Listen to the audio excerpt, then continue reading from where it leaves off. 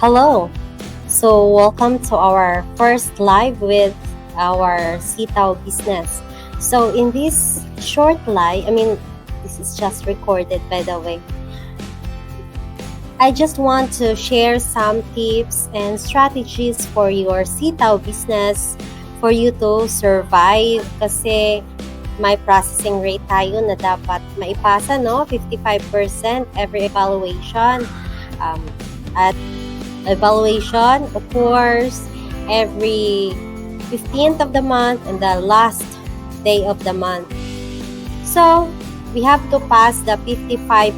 Dapat naka 55% processing rate tayo or else magkaka-penalty tayo. Now, what's the reason bakit ang processing rate natin ay bababa, no? So, number one reason is marami yung pending orders na hindi natin na-i-process.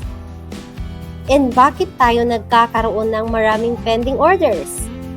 Kasi hindi tayo nakapag-vacation or holiday mode or hindi tayo nakapag-vacation mode during the times na maraming bulk orders na papasok. So, kailan talaga pwede or the best time na mag-vacation mode tayo? So, here's the suggested dates. It should be 12th to 15th of the month. So, petsa 12 up to petsa 15 po. And 25th to 27th kasi we have 7 days vacation mode. So, you just divide it like that. And then, kung magkano lang po yung capital ninyo, i-divide lang ninyo into 20 days. So, for example, your capital is 80,000. So, you divide it by 20.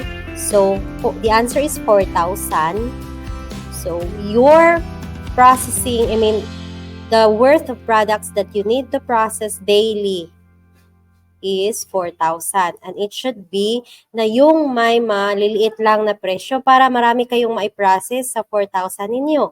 And by then, for sure, papasa kayo sa 55% processing rate. So, yan lang po muna ang ating tips and strategies.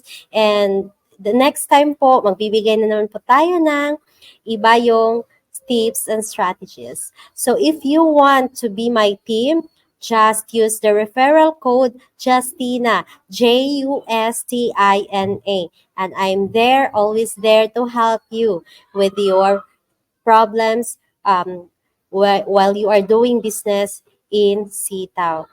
Okay? Thank you. Bye-bye.